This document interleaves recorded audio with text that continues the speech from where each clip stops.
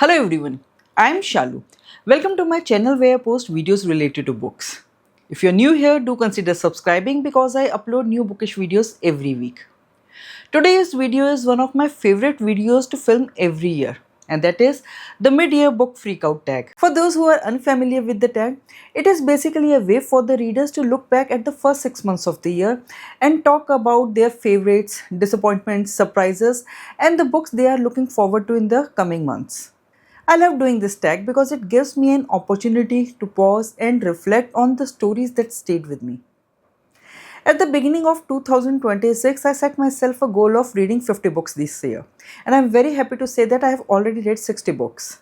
Honestly, I did not expect to reach my reading goal so early in this year, but this year has been incredible in terms of reading, with some excellent reads, some memorable characters, and some disappointing ones too. So, without further ado, let's get started with the questions. The first question is, best book you have read so far in 2026? This is always the hardest question to answer because choosing just one book among so many wonderful reads is so difficult. But if I have to pick just one, it would be The Frozen River by Ariel Lohan. This is a historical fiction novel inspired by the real life story of Martha Ballard, a midwife in the 18th century Maine. The story begins with the discovery of a dead body in a frozen river. And what follows is a compelling combination of a murder mystery, courtroom drama, and the story of a strong woman who refuses to let her voice be silenced. What I loved most about the book is Martha's character.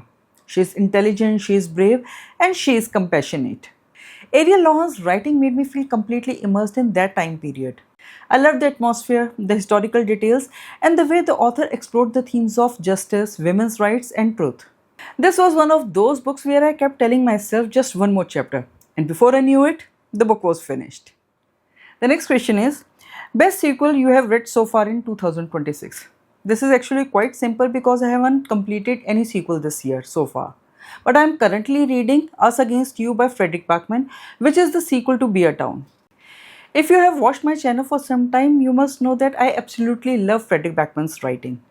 Beer Town was such a powerful story of a small community, ice hockey, friendship, loyalty, and the dark side of group mentality. I'm very excited to read this series and see how the characters grow in Us Against You. The next question is, new release you haven't read yet but want to? My answer is Guilt by Kyago Higashino. My regular viewers might know how big a Kyago Higashino fan I am. His mystery novels have consistently impressed me because they are not just about finding the culprit. They explore human psychology, emotions, moral dilemmas, and the consequences of our actions. Books like The Devotion of Suspect X and Malice made me fall in love with his writing. So Guilt is the book that I am naturally looking forward to reading. The next question, most anticipated release for the second half of the year. To be honest, I am not particularly very interested in the upcoming releases. Usually there are a few books I keep eagerly waiting for, but this year I am more interested in exploring the books that are already sitting on my shelves. My TBR has grown to a point where I feel that my shelves are quietly judging me every time I buy a new book. So my biggest anticipation is actually reducing my unread books and finally picking up some long awaited gems. The next question is, biggest disappointment. My biggest disappointment of the year has been Ariadne by Jennifer Saint. The premise of the book sounded fascinating because it retells the Greek myth of Ariadne from a feminist perspective. But the book didn't work for me. I felt a little disconnected with the characters, and emotionally I didn't connect with their journeys as I had expected it to be. The idea behind the novel was wonderful, but the execution wasn't impressive. Of course, many readers absolutely love this book, and that's the beauty of reading because each reader has their own unique taste. The next question is, my biggest surprise. My biggest surprise has been Yesteryear by Caro Claerberg. I picked up this book without high expectations, but this book completely surprised me. It combines historical fiction, time travel, and thought-provoking social commentary. The story follows a tradwife influencer who time travels to 19th century and soon realizes the harsh realities of that era. What I really appreciated was how this book challenges our tendency to romanticize the past. The next question is, favorite new author. My favorite new to me author this year has to be Charlotte McConney, the author of Wild Duck Show. Her writing is atmospheric, emotional, and deeply connected to nature. After reading Wild Duck Show, I am curious to explore more of her works. Next question, Newest fictional crush. I actually don't have any fictional crush this year. The next question is newest favorite character. My newest favorite character is Nellie from The Best of Everything by Kit DeWall. Nellie is such a beautifully written character with so much vulnerability and strength. I found myself deeply invested in his journey, his emotions, his kindness, and the choices he makes throughout the story. It is always special when a character stays with you long after you finish the page, and Nellie was one such character for me. The next question is a book that made you cry. The book that made me emotional this year was Rumours of Spring by Farah Bashir. This is a memoir set against the backdrop of conflict in Kashmir and tells the story of childhood, family, fear, and resilience. The writing is incredibly moving and intimate. There are many moments in the book that absolutely broke my heart because they reminded me how political conflicts affect ordinary people, especially children. It was a powerful and unforgettable read. The next question is a book that made you happy. A book that brought me comfort and happiness was Days at the Morisaki Bookshop by Satoshi Yagisawa.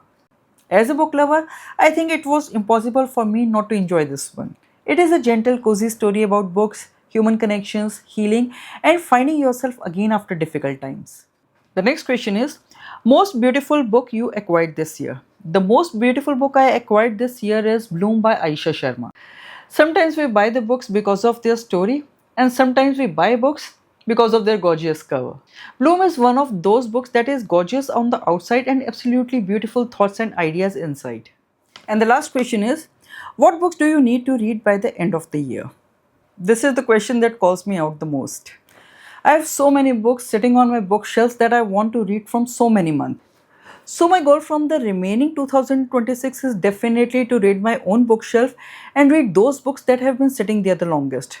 Some of them are Lula Dean's Little Library of Banned Books, The Kingdom of Copper, and Pachinko. So this has been my reading journey so far.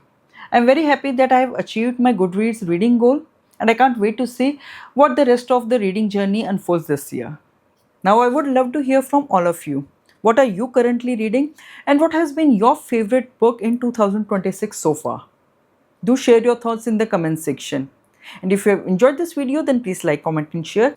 And if you want to see more such bookish videos, then subscribe to my channel and do not forget to hit the bell icon so that you get notified every time I post a new video. Until my next video, bye and take care.